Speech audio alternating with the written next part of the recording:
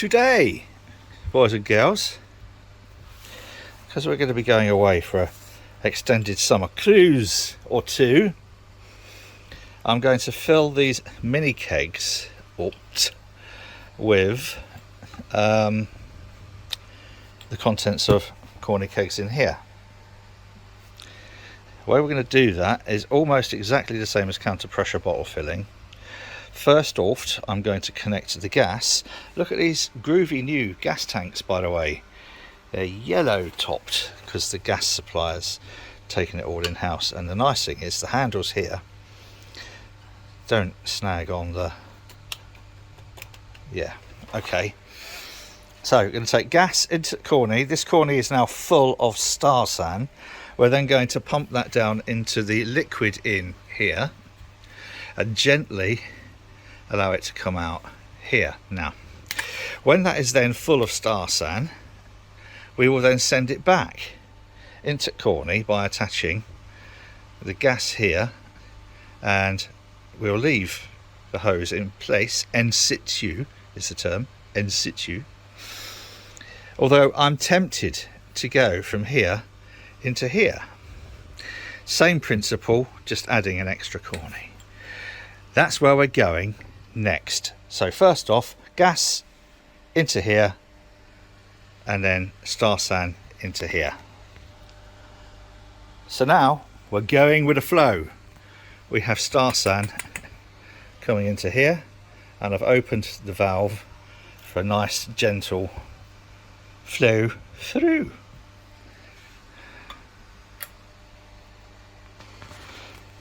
This is now full, so we can take this off here, and I'm just going to go straight from one mini keg to the other, which means, because that's empty, now the eagle-eyed amongst you might have noticed that I've turned this round in here because this was round the other way.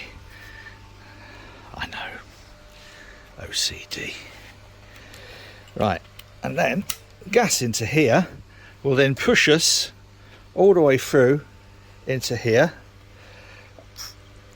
So we're moving then the Star San, which has been in here for about 5 minutes,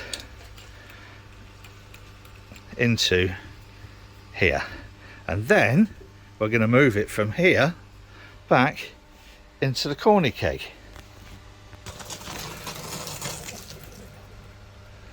Right, that's now transferred.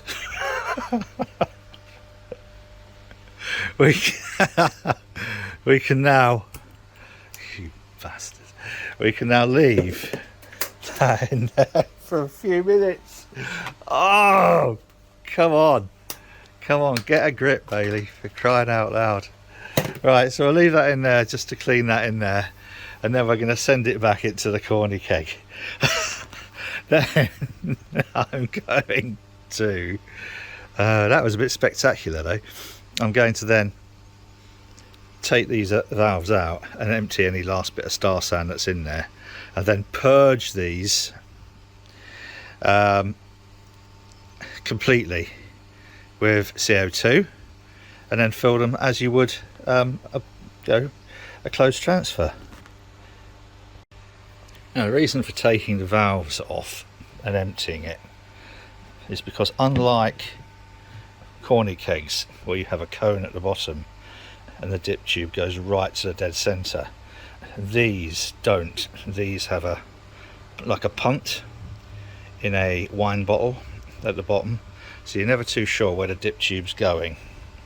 So just pull the last little bit off, and I've deliberately made the dip tubes in here a little bit shorter. A reason for that is in case there's any sediment. There won't be, but that was my original rationale. There actually won't be any sediment, and when I empty one of these I always just take the valve out and tip it into a glass anyway. Filling this from a Corny will be absolutely fine, because the two Cornies that I'm going to fill it with, I'm going to fill it with the Flower Child from CBC. That's my tribute there for Mr. Will Mayers. And then this one I'm going to fill with my Bernie's, my Mark II Bernie's, which was a New England IPA made with the Sanders yeast. So these are now totally empty. I'm going to now purge them like with a lot of CO2.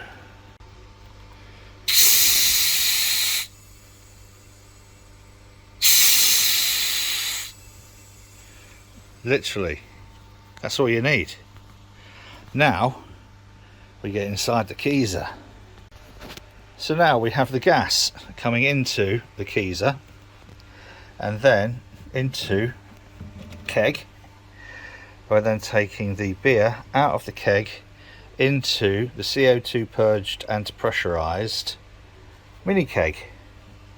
And we should start to see some beer flow as soon as I start releasing a little bit of pressure from the PRV.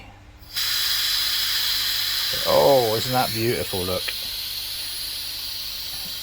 we want nice and slow. Now, because there's a lot of, that's good, beautiful.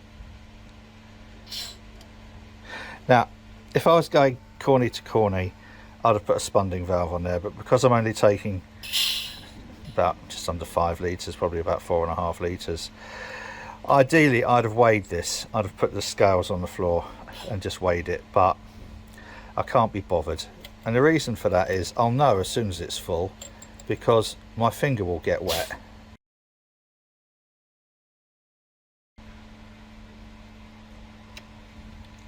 There we go. Didn't even get my finger wet.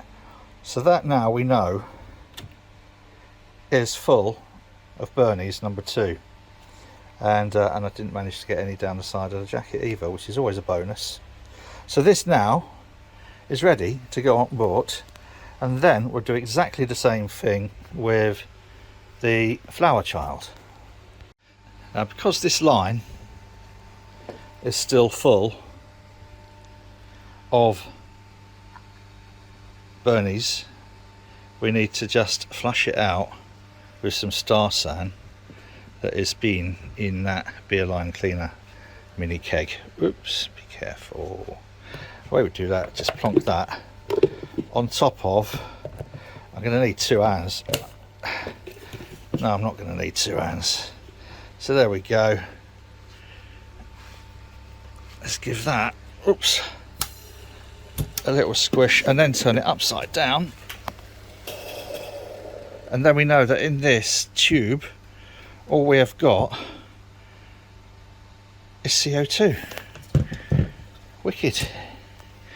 Right. Alright, one day, I know, I will. I'll get a tripod. I'll do all this properly on a tripod like a professional. Yeah, right.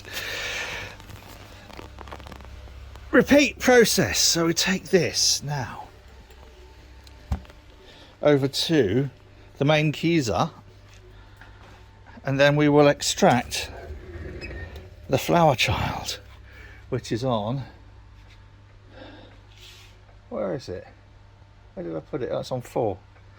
So we're going to tap in to number 4 over here in exactly the same way we did over there.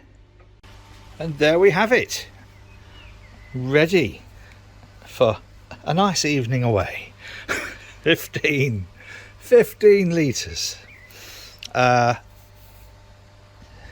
Bernie's, Flower Child-ish, and the strawberry wheat. There's also a soda stream tank, soda stream regulator, flow control tap. There will still be a lot of foaming. It's just the way it is. You just need to be patient. Pour, let it settle, pour, let it settle, top it up, drink it. But it's a small price to pay for having quality draft beer on tap. So that, boys and girls, is how to fill your mini kegs from your corny kegs. If you found this helpful, it'd be lovely if you give me a little thumbs up. If you haven't already subscribed to the channel and you like this sort of nonsense, please click the subscribe button, click the little wobbly bell, the bell that, thingy, that will remind you every time I publish something new. It's better than daytime TV, marginally. Until next time, whatever you're doing, do it safely, and cheers.